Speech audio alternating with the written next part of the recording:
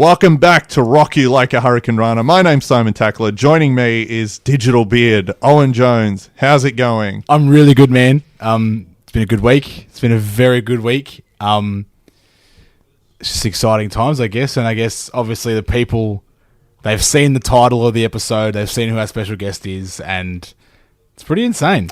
Yeah, as you've seen, if this is your first time listening, we're assuming it's because of the guest who's on this week, none other than the Heartbreak Kid, Shawn Michaels. We're celebrating 25 years of Raw. We're going to have your chat with Shawn Michaels coming up soon. As much as it kills me to say your chat on mine, doesn't matter. One of us got to talk to him about Raw's history and things like that. Yeah. How was it before we get into that chat? How was it talking to Shawn? It was pretty cool. Like, as I said to you previously, it was late. It was about like 1:45. I just got home from shooting Black Metal Legends Mayhem, so I was pretty buzzed anyway. And yeah, it was really awesome. It's like something you like.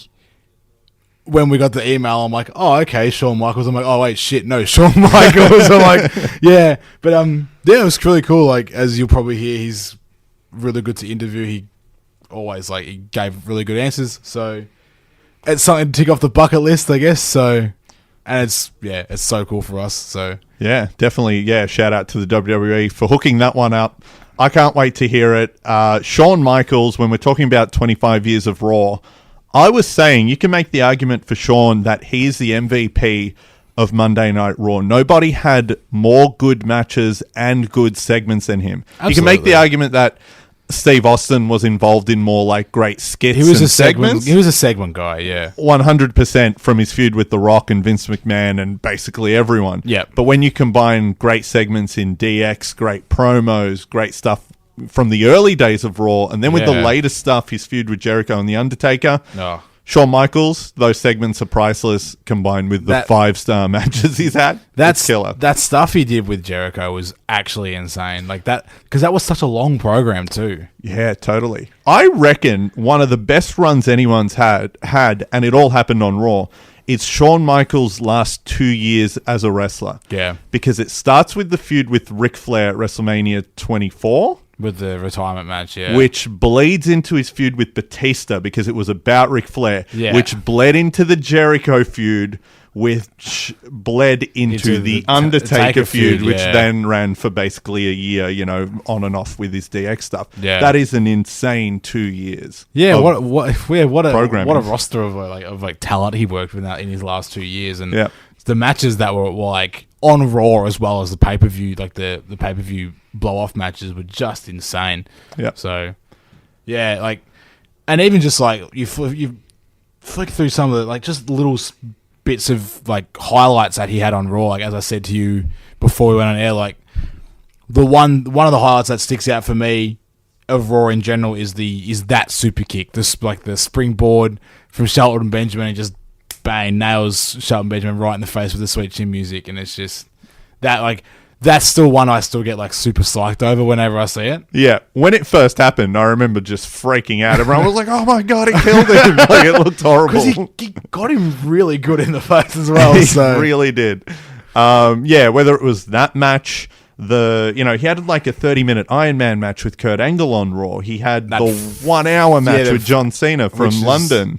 Which he does talk about in the interview, and like, yeah, you rewatch that match and like, that wasn't even a pay-per-view, and it was like WrestleMania quality match. Yeah. I think the most underrated match in Raw's history, it's on one of the Shawn DVDs, but it was the last Raw of, I think, 2003, because then him and Triple H main evented the Rumble in like a last man standing. Yep. But they wrestled on the last Raw in Texas for the world title. Yes. Old school, classic, straight up wrestling match, but then it ends with like a ref bump and the fake finish where you think Shawn was going to win. Yeah. And it's very, very good. It's the one match with Triple H that gets lost because it was on a Raw, not a pay-per-view. But absolutely. Man, Shawn was having these matches like they were nothing, just on TV. And like, last Shawn Michaels highlight from Raw before we go into other like highlights that stand out for us, but him returning from his injury in 2002 and joining NWO, that was Yeah. That's always that's a goosebump moment, I think, because like he hadn't been on TV for close to 18 months. Like because he was like general manager for a little while. But Yeah, he was and still injured. He'd be a ref and wear his short shorts, but wasn't the same. Yeah, or he'd do like commentary, but then Yeah. like he was unseen for like nearly 2 years, and then comes out and joins NWO. Like And it felt like a real comeback for some reason, that one. it did. Compared to the others. And yeah, I've said it on the show before when we were going through our favorite wrestlers. That's the only moment as a fan watching TV where I've literally jumped out of my chair. I was so excited that he came back. Absolutely, Just like, yeah. oh my God, yeah. So aside from the Heartbreak Kid basically stealing the show all the time, 25 years of Raw, favorite moments in general, what would one of your highlights be? I think one would be a recent one. Would be when Shane McMahon returned. Oh, It was the Raw. It was the Raw after the Rumble. Yep. Or was it fast? It was after a pay-per-view and they were giving Stephanie the award for excellence. Yeah, the yeah. Vincent J. McMahon. Yeah, and it was just like that was one that I don't think anyone ever expected. Yeah. And even like none of like the dirt sheets and stuff online even had anything, like they had nothing about that. Yeah. It was like not like, because usually if you're like on a Tuesday, it's like, oh, so and so is at Raw, might be show.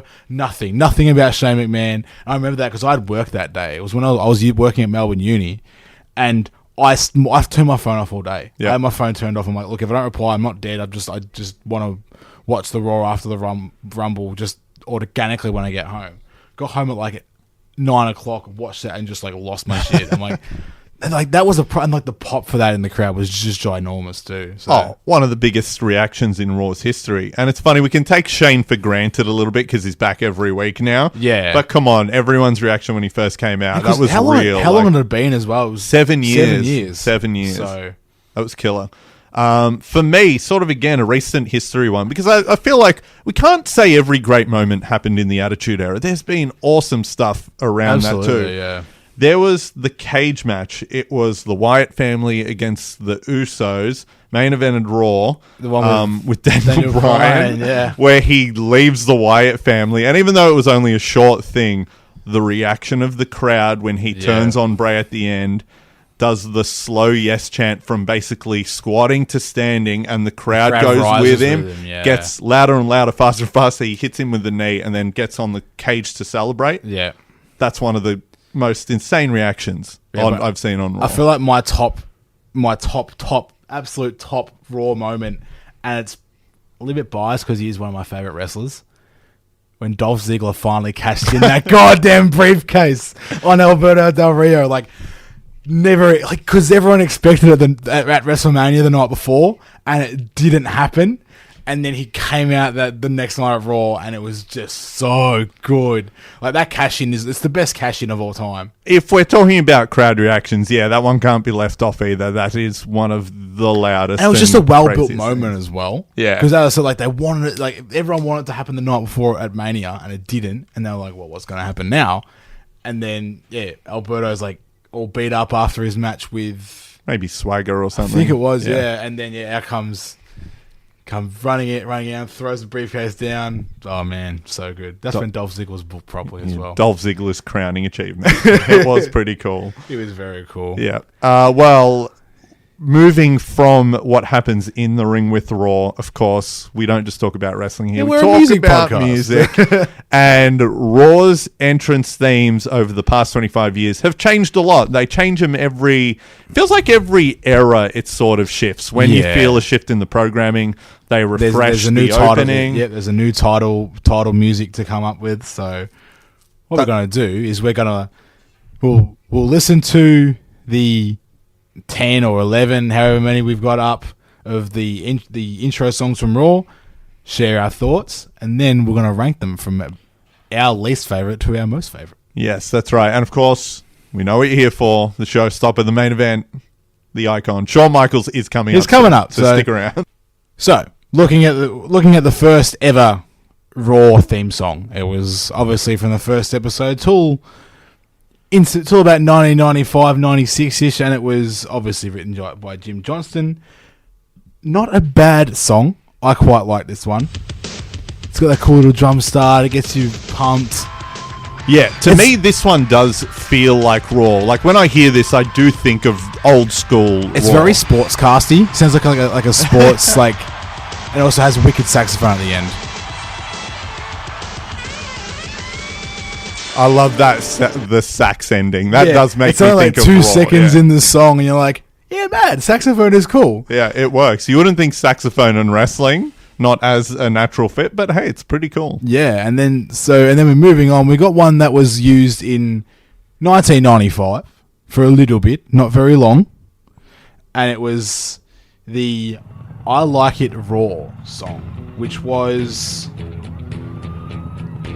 strange. Didn't really get you pumped up for an episode. I've gone back and watched a couple episodes from 95, and you just watch it like, I'm not really getting much of a pump up vibe for this one. So it sounds sort of like it sounds of that time though, like Roseanne Home Improvement. It gives me that vibe for some reason. That sort of thing. I do remember, like, on one of the old VHSs, it had the making of the video for this, because it's everyone, like, on a rooftop doing some shit. Oh, okay. And I do remember that and just thinking, like, but this song is lame. Yeah, absolutely. Like, yeah, he says the word raw, but aside from that, it's pretty boring. Yeah. It's not the best one. And that's why they went back to the other one for a little bit in 96. Yeah, the original one, because it just, it gets, that one actually, at least it gives you a little bit of a pump up. Yeah. And then in 1997, they used a song that you wouldn't really expect. It seems fitting, but you wouldn't really expect it, because it is, I guess, who it is and what was surrounding them at the time. But a song that I really, really love, which is The Beautiful People by Marilyn Manson. Yeah, this, I think, to a lot of people was when Raw felt like, no, shit's serious now. Yeah, like, it's starting to get a little bit edgy, and everything was it was relating to the product a little bit more. Yeah, and like the intro video with like Austin walking through the burned down factories and all that. So, which they stuck with. They just ended up changing song. They only used Marilyn Manson for a few weeks. Yeah, but they kept the rights to it for a few years, and it became SmackDown's theme for a while. Yeah, and fit too. And luckily for us, they use it so we can get to talk about Marilyn Manson on the podcast. There you go. An old Marilyn Manson reference. Absolutely. And then moving forward, we've got one that I think pretty much everyone like knows Raw, and it's the We're All Together Now, Thorn in Your Eye. Like, this is the Raw theme song. Yeah, like, this is the Attitude Era one. This is what they used for about 5 years. Yeah, this is Thorn in Your Eye, and then when it would swap over to Warzone in the second half of the show, it would swap to We're All Together Now. Yeah. They feel like the same song. It is like that. They were the themes to Raw for most people. These were the ones that like people, especially like in like your age, a little bit older, like this is the Raw that they know. And then the riff it goes to when they would go live to the stadium, like no. Like, to me that feels like Raw. Yeah. With JR just yelling shit, like losing it. JR is, again, if you're going to talk about Raw, JR is like the epitome of Raw. That's almost how we could have ranked it. Which one of these songs sounds best with JR yelling over it about what's happening tonight, you know? And then next up, we've got the Across the Nation, used from 2002 to 2006. Funny thing for me, like, this is the one I'm most nostalgic with, because I only had access to watching Raw week to week in 2002 when they swapped to this. So for me, this feels like when I grew up watching Raw. I started watching wrestling a little bit more when I was about 10, 11, so 2005, 2006. So I did get this, when it kicks in, I'm still like, oh, Raw's on. You know? Yeah, absolutely. It's a sick song, that one. I do. Yeah, it's one of those ones where you listen to. It's Raw. Like it's something's gonna happen. Edge is gonna do something cool, but hey, Edge always does something cool. So the Union Underground. I don't know any of their other songs. I don't think did they have any other Probably songs? Not. I remember they performed that live once on Raw. Yes, and like Stacy Keibler danced around while they played. Not a bad thing. No. And then we've got To Be Loved, the Raw theme from 2006 to 2009. This is like, I'm not going to lie, I'm going to be biased. This is going to be ranking up the top for me. Oh. Like, near the top. It's Papa Roach. Papa Roach is sick. They're currently on a tour of Australia as well, so. I will admit, I'm not the biggest Papa Roach fan. I do like some of their stuff because it's catchy. This song is one of those songs. This song is sick. When they swapped to this, I was like, oh, it's kind of cool. Yeah. It's actually kind of cool. It's a very cool song. Like, got the yelling, the whoa, whoa, whoa. Gets you really pumped up. Everything fast paced gets me pumped up for something cool. So, yeah, this one it got me head bobbing in the studio. This one, and then 2009 to 2012, we have "Burn It to the Ground" by Nickelback, and I'm not gonna lie, I'm a big Nickelback fan, and I get a lot of heat for that, but. So, and again, I'm going to get a lot of heat for this, but I don't give a shit. I saw Nickelback a few years ago. Yeah. Probably one of the most solid bands I've seen live. They played this. I'm like, fuck yeah, Raw's on. Yeah, I feel like anyone, even if they're a Nickelback hater or whatever, this song works for Raw. It is kind of cool. It's pretty awesome. Yeah, we're going off tonight. Balls in, balls out, whatever he's talking about. Still got DX on there, on the title slate, so... Yeah. The only problem with it, as much as I like that intro and like the chorus and you can sing along to it, it gives me flashbacks to those dark days of Raw with like the anonymous general manager and the guest general managers. I'm like, Raw sucks. But like, it's a cool intro. Every time you're fooled, you're like, surely it's going to be a good show. Yeah, and then after that one, they swapped to a song by Chrome Static with the most ridiculous spelling I've ever seen of any two words merged, but. Tonight is the night. I feel like a lot of people who still watch Raw know this song, and it's not great. Like for all you want to shit talk Nickelback about, and they swap to this, way worse. Like, I hate this song. I hate it a lot. Yeah, and like they use it for like 4.5 years too. So it's just boring. It doesn't get me going. Yeah. Like, Chrome Static with a K. Spelt KROMESTAK. Like, goddamn. Someone didn't pass English. Chrome Static gets an F in English and an F for Raw theme Yeah, songs. I think that one's going to rank down the bottom of the list for me. And then, rounding up all the tunes that we've been looking through, we have got the current Raw theme song by a band that aren't terrible. It's Enemies by Shinedown. It's got a pretty cool riff in it, actually. I didn't realise it was Shinedown. Okay. I actually didn't know. Yeah. I only know it was Shinedown because this was the new one, so the new Raw theme song. So it was the first Raw from the brand split. And I'm like, who is this? Shazam told me who it was. Oh, nice. Yeah, it was Shinedown. So I'm like, oh, that's really cool. So I don't mind it. It has a Nickelback vibe, which I'm okay with. It's not a bad song. Yeah. No, it's kind of good. It is. It's almost like the previous song, The Night. But what if it was more like Nickelback as well? More like it feels hard like rocky. That's what they told them to make. Yeah, absolutely. I wouldn't have hated it if they just went back to Nickelback after the brand split. But it's not a bad song. Yeah, it's pretty good. I can deal with it. How long have they used it for so far? Last year? 2016 was the brand split. Yeah, so it's been almost 2 years now. So I don't hate it. Yeah, I can still live with it now. It doesn't annoy me yet. Yeah, it's better than The Night. It's better than the first Raw theme song. Yep. The 95th Raw theme song. My apologies. Everything's better than that. Well, we'll get to our official rankings in a sec. Right now, though, what you're probably here for, Owen going one-on-one with the Heartbreak Kid, Shawn Michaels. I think I'm cute.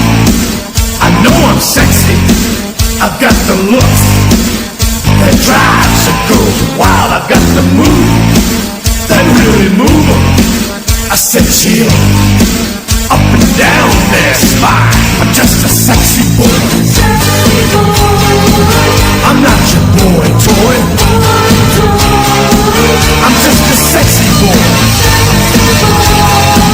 I'm not your boy toy. How you going, man? Doing well. So, you were on the first episode of Raw and you defended the Intercontinental Championship. What was the buzz like in the company at the time? Because it was obviously a very big step forward. It was, and we've been chatting about that a little bit lately, and to me, I think the neatest thing is we were coming from sort of a time when the only wrestling most of us knew was the Saturday morning or late Saturday night wrestling programs, and here we were making this, at the time, what seemed to be such a huge, big, crazy step to Monday nights, and then being live and being on prime time. And that was such a big unknown at that time, and sort of wondering, my goodness, how is this going to go and what's it going to be like? And now to fast forward all these years later, 25 years, and now it's, heck, I believe it started at an hour, and now it's 3 hours, and, it's happening, darn near, I guess 52 weeks a year, for heaven's sakes, and it's been going on for so long, and it's sort of now become our normal. But when we first started, I think that was the most fascinating thing about it, was this unknown, uncharted territory that the wrestling business as a whole had ever sort of, stepped into. And as always, it was the WWE and Vince McMahon taking us into this area and out of this comfort zone that, we had no idea was going to be perhaps the greatest move to, ever happen for any of us, because it's, without that, you don't have the Monday Night Wars, and then without that, you just don't have the WWE and Raw, becoming what it's become, so big and global and massive, and SmackDown, and of course the network and everything else that sort of comes from what I think is that genesis of that very first Raw way back at, in 1993 from the Manhattan Center. Awesome. And speaking of the Manhattan Center, you're working at NXT now. Does the small setting and familiar crowd remind you of the early days of Raw at the Manhattan Center? It certainly does, and I got to tell you, I'm over here in the UK, and we're doing those same kind of venues. And as much as one enjoys, because let's face it, all of us want to, be that main event at WrestleMania and sell out that 80,000 or 100,000 seat stadium, and it's do not get me wrong by any stretch, it is an amazing and awesome feeling. But when you go back to those type of venues where it's intimate and it's, I guess you want to call it relatively small, but they're right on top of you, and it is just an electricity and a vibe that is very hard to not appreciate and just fall in love with. And that is something that I think anybody, whether you're a stand-up comedian or, a band or whatever, I think that's why so many people love doing those type of venues, because no matter how big you get, no matter how great, selling out stadiums is, and it is, it's very hard to beat that beginning grassroots feel of those smaller type buildings. It really is just a phenomenal, atmosphere to be in. And again, I guess what I really enjoy is that now everybody understands that and appreciates that, and it's something that you can sort of go back to when you want, and nobody looks at it as a step down. People understand and appreciate that's a heck of a feeling when you're in there with, X amount of people in that kind of setting. Cool. And last question, your near 60-minute match with John Cena is arguably the best in Raw's history. Does that seem harder to work than a pay-per-view match because you have to compete with ad breaks during the match? Well, you know what? I suppose those are things I guess you'd think about. I don't know. We always just were so focused on the performance, and guys, being out there with John, he's such a hustler, such a hard worker. It's amazing to me that it's as long as it was, because it just didn't feel that way. And again, I think that's when, that's a testament to him and certainly, one's enjoyment of the job when you can go out there and, beat the tar out of each other for 50 minutes to an hour and come back and feel like, oh my goodness, that went pretty fast. and you enjoy it so much. And it's certainly, again, didn't hurt that we were just in a great setting. And it was such again, a live and electric atmosphere. But those are things that, that's why you do that job, is to have those opportunities and to have those moments, and to be able to look on that and say to people like, yeah, that's my job, is a great thing to be able to say. Awesome. Well, Shawn, thank you for your time, and take it easy, man. Cheers. Thank you so much. And there you have it. Our interview with Shawn Michaels, the legendary Hall of Famer Shawn Michaels, and yeah, that was a bit of an experience. That was a cool experience. Yeah, he gave some great answers too. He seemed like he was always up for a chat, even though he was quite obviously chewing his tobacco, it sounded like, in the background. Just a casual chat with Shawn while he chews his tobacco. Yeah. That was really cool that, a guy like him who was always said that, he has a big ego and all those sorts of things. The fact that, he appreciates wrestling in front of the smaller crowds too, because he knows the atmosphere is better. Yeah. Also, I must say, I did enjoy the fact he called it the wrestling business and not sports entertainment business. Shawn doesn't give a fuck. I was like, yes! But, yeah, it was, and he gave, the questions that I asked him, I kind of based off my own, and, our own knowledge as well of his career and what he's done, and, the way he compared NXT to the Manhattan Center was really cool. Yeah. Because, there are the similarities. It's the same crowd every week. It's that sort of, So when people do say, what if NXT was bigger and it sort of replaced SmackDown or whatever Just weird watch idea the first people year have. of Raw. Exactly. You might as well sort of, stick or to that. Or ECW TV. Yeah. Yeah. And Raw was cool back in the day. And, Shawn... If anyone's going to know, it's Shawn, who wrestled in every era of Raw. So, it was cool to hear his take on that. Yeah, well, he was on the first episode. He defended the title, so... There you go. Cool things. Yes. Thank you again to Shawn Michaels and to the WWE. Yeah. Anyway, now the other moment you've all been waiting for, surely, is our highly educated opinion and ranking of the top 10 theme songs of Raw, starting from 10 to 1, because obviously we needed a cliffhanger we need to grasp your attention and keep you on board. Yep. So, I think we can both agree I Like It Raw is number 10. Yep. From 1995 to about 1995. For a few weeks. I don't know what it is. The video is memorable where they're dancing on the rooftop. And Shawn Michaels is, dancing on the top ropes of the rooftop as well. So kind of cool. The video is cool, but if it was a different song, I reckon it might rank a little bit higher. But to me, it's not the best one. Jim Johnston didn't knock it out of the park every time. No, definitely not. No, he did not.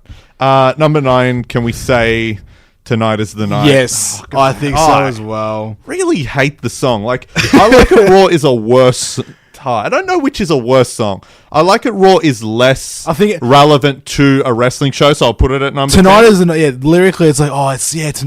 Everyone's gonna be. But it was the night for 4 years. I use it every week for 4 years. It's just dull. If someone was like, "Hey man, tonight is the night," and they press play on that song, I'd be like, yeah, I'd rather be watching I don't know, Golden Girls or something. Yeah, I'm changing the channel. Number 8. This is where it gets a bit trickier because they're all okay at this point. What about the current one? Because it's fine, but I don't think it's great. Yeah, I can dig that. Yeah, I'd agree because it's getting there. I think it's not too bad. Yeah. But I think compared to previous ones, I think this is where it would generously slot in. So Enemies by Shinedown. Yes. Not the worst song. We don't hate this era of Raw. Things are fine. It leaves you with decent memories, but it's not the best song. So next up, So we've got Nickelback, The Beautiful People, To Be Loved, the Papa Roach, Across the Nation, Thorn in Your Eye, and of course the original Monday Night Raw. Oh, are we being like nostalgia sort of biased by leaving the original theme this far? Because it's fine. Or is it iconic still? Then again, they're the worst years in the WWE's history. Like, wrestling wise. yeah, unarguably 93, 94 are like business wise and, you know, entertainment wise. See, I don't know, man. I think But the sax is kind of cool in that song. the original, that I think that's gonna. I reckon we might have to slot that in here. Yeah, are we being just like too nostalgic for that song? Like, it's fine, but they're not the best Raws. It's not the best song. It's just kind of cool because I reckon, slot that in. Slot that in there, I reckon. Controversial choice for some, but yeah. And it's a cool song. Like as a saxophone player, that like last like 4 bars of 2 bars of saxophone it's well worth it. But and I like the like old school sounding drums on it. Like they're like fake electronic drums, but it's kind of cool. But it's not the best. The Tom Petty style drum machine kind of. Okay, so now we've got the Attitude Era, Thorn in Your Eye. We've got Across the Nation. We've got Papa Roach. We've got Burn It to the Ground. We've still got a couple good ones to pick through. Oh. These aren't bad. Okay, this is the tricky part, I think. Yeah, I think so as well. I reckon Across the Nation. But then you can say, I do like it. So do I. But then you can say Marilyn Manson because they only used that for a couple of weeks. So it really wasn't that. I think us as metal guys, I think we need to try and take away the fact that it's actually Marilyn Manson. You're right, and have to realize that they used it for like 4 weeks. You're right. So we can't be too nostalgic and we can't be too metal, too elitist. Yeah, I think we have to go. Okay.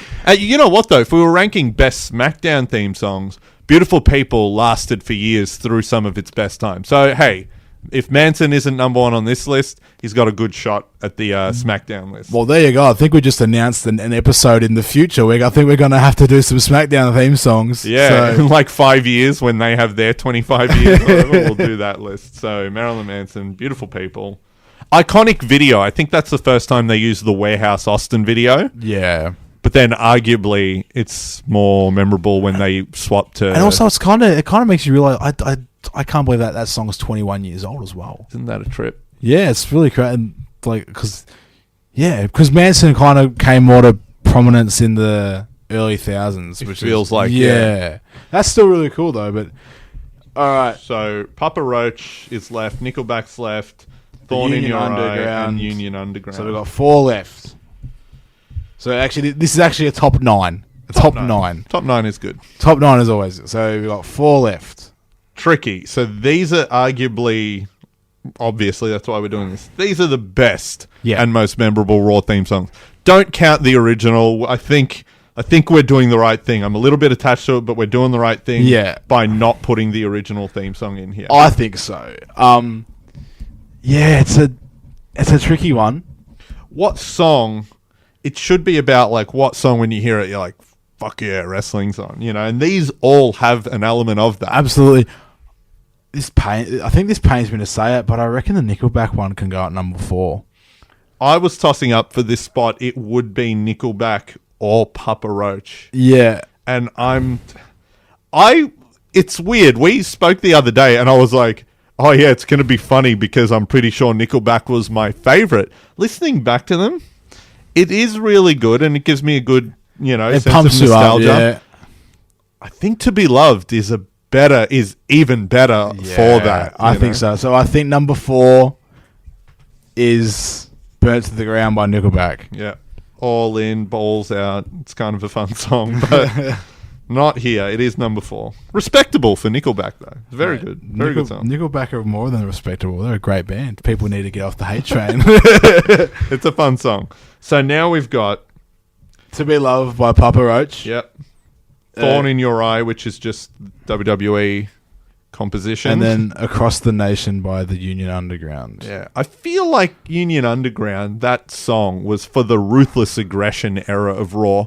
That's like the era that I love. Yeah, and I think people were overly harsh to it because it came the tail end of the Attitude Era. Yeah. I would argue 2002 to 2005 are the most underrated years of WWE across both brands. You compare that. SmackDown was really good then as well. SmackDown was insane, but Raw doesn't get enough love. But when you think back at it, you had Evolution, you had Shawn Michaels, you had Edge coming into his own, Chris Benoit. You had... Who? There was crazy stuff going on. Shelton Benjamin, everyone loves him. Like Then he gets kicked in the face. RVD, yeah, he got kicked on the face in those years. And in this intro clip as well, in the iconic. Yeah, Just him he's jumping and just getting smacked clear in the face. cop that. So Tough choice. it is a tough choice. I think I want and in saying that, me giving that great speech for Union Underground, as much as I love those episodes of Raw and that song, as a song, I want to put Papa Roach above it.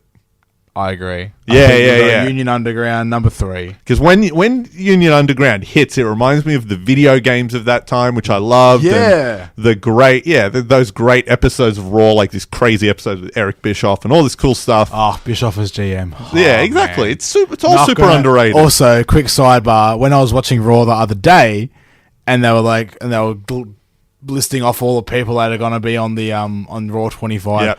When they said Eric Bischoff, I literally screamed. I love Eric Bischoff so much. You probably heard that in our episode with Phil when we played the WCW theme. I love Eric Bischoff. He's the best non-McMahon authority figure in WWE. And WCW. He was the best guy aside from Vince to play that character, and it's 'cause he was arguable that such he was an asshole. as good as him. He was such an ass. And then, not just such an ass, I actually liked in WWE when he was sort of a tweener for a bit at the end of his run. He's really good. He's charismatic. He's one of the best talkers in wrestling history. I'm like, yeah. On the top 25 moments in Raw history on the network, just a little sidebar, when they're running through it, one of the moments was Eric Bischoff being named GM of Raw, which is a crazy moment. Yeah, but then they cut to Eric Bischoff in recent times saying thank you for people voting it. And I was super excited to see. I'm like, man, he's a cool guy. I would like to go have a barbecue with him and just talk shit. He seems like he'd be up for it. yeah. So there we go. Union Underground number 3. So now we've got the decision that I think was going to make or break our podcast. So 3, Union Underground. So now we're tossing up between Papa Roach, not the best years of Raw specifically, but a damn That song is so sick. iconic song for Raw. I think a lot of people, anyone who even didn't like Papa Roach, like we said, liked that intro because it was like, pumps you up. I want domination. I want your submission. The very angry lyrics. But it makes sense. It's part of wrestling, man. Yeah. So...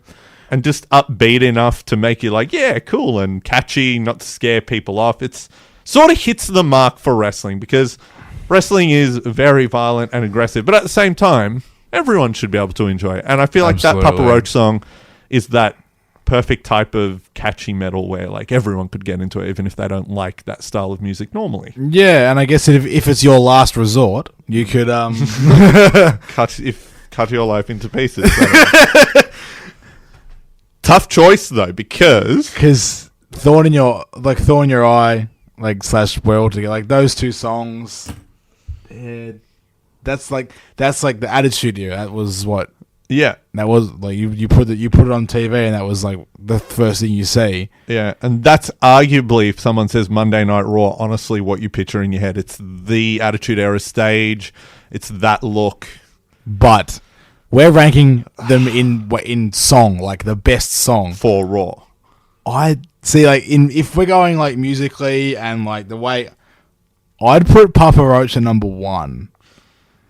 It does kick in good, like the way they've cut the song for the intro too. And that's the thing, though. We're not going full song because obviously all those songs like 3 or 4. It's the one you hear on TV. So that cut of To Be Loved, it's it's good because it just goes in. Yeah, it goes straight into the good part. So just and then into the chorus. Pretty much. Yeah. See, that's why I reckon I could put that at number 1 and be happy with that. But Thorn in Your Eye, like not even just the song and the intro, which is badass with Austin walking through the warehouse. But again, it's when the song actually finishes and just goes into the riff of it. When they go into the live footage. Yeah. Like I said, it's live. It's dun-dun-dun-dun-dun. Like that is the sound of Raw. And then you got fireworks and JR screaming.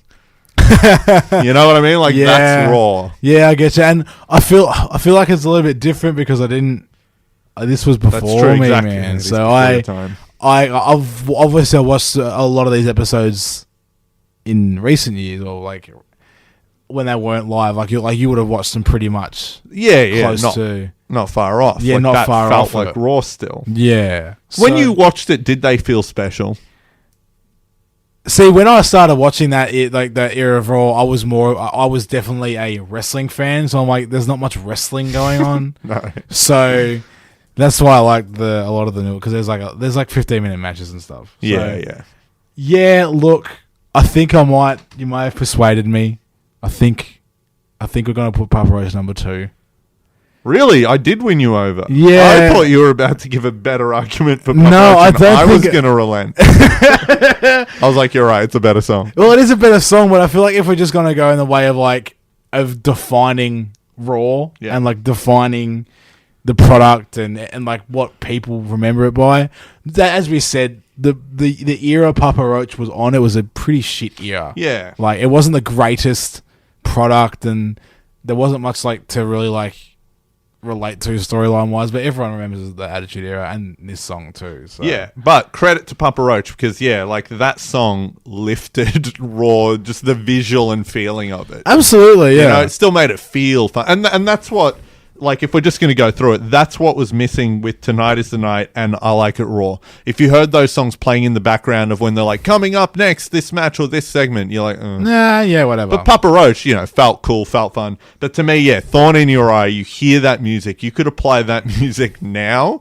and if they were like Finn Balor versus Seth Rollins and it was Thorn in Your Eye in the background, you're like, holy shit, this is gonna be this sick. is Monday Night Raw, Yeah, so I think we've come to the agreement that Papa Roach is at number 2. Yep. And then, in our very educated, highly official opinion, number 1 of the best Raw songs is the Raw theme song from 1997 through to 2002, Thorn in Your Eye. That's right. So we'll run through it one last time. Number 10. From 9 to 1. Oh, sorry, I said 10. 9. So number 9, I Like It Raw. Number 8, Tonight Is the Night. Number 7, Enemy. Number 6, Monday Night Raw. I don't think it had a name. The original theme. The original theme, yeah. Beautiful People at number 5. Number 4, Nickelback. Birds of the Ground. It is pretty cool. It's a pretty cool I know, song. I'm like, about that. Number 3, Union Underground, which one of my favorites. Number 2, Papa Roach. Number 1, Thorn in Your Eye. Pretty good top 9 list. I think we did a good job there. I'm pretty happy with that. Yeah. After much deliberation, I think I can say I'm pretty stoked on that one. Yep. So I feel like we've got a good list going on. And yeah, definitely something. Let's try and make a playlist out of it. We'll see what we can do. We'll make a playlist of our rankings, see how we can get that going, but see if our listeners want to. And if you have a different opinion, let us know. Oh, yeah. Are we Hit us totally wrong? Hit us up on Facebook and tell us we're complete idiots. I'm pretty sure we'll agree, maybe. But as I said, we're legit. Like we are absolute professionals in this business. So. We're big time. What's your favorite Raw theme song of all time? What gives you that Monday Night Raw feeling? Let us know on Facebook. Let us know on Facebook. Have a chat to us about it. So I feel like we might get some different opinions. We might get the same opinions. Yeah. So even tell us your favorite Raw memories, because obviously we missed some. We missed some. So it's Just let us know what you think, guys. Yeah, debate us too. Join the conversation. What's your favorite? Jump on Facebook. Let us know. And thanks for listening. This was a big one. This is as I said to Simon. It's episode 7, and I think we may have jumped the shark. Oh no, we can top Sean somehow. If you drop by just to listen to us talk to Shawn Michaels, thank you. Hopefully you stick around, because we've got some pretty cool stuff coming up in the next few months. Yep. Maybe even further on. So yeah, and check out the other episodes too. We talked to some amazing local talent. Robbie Hart, Funtime Phil, Adam Brooks. They're all fun conversations. This was a surprisingly wrestling-specific show, even though it was mainly about the music. The other ones are basically music chats. And this one was definitely not going to lie, it was a very last-minute episode for us. So yeah.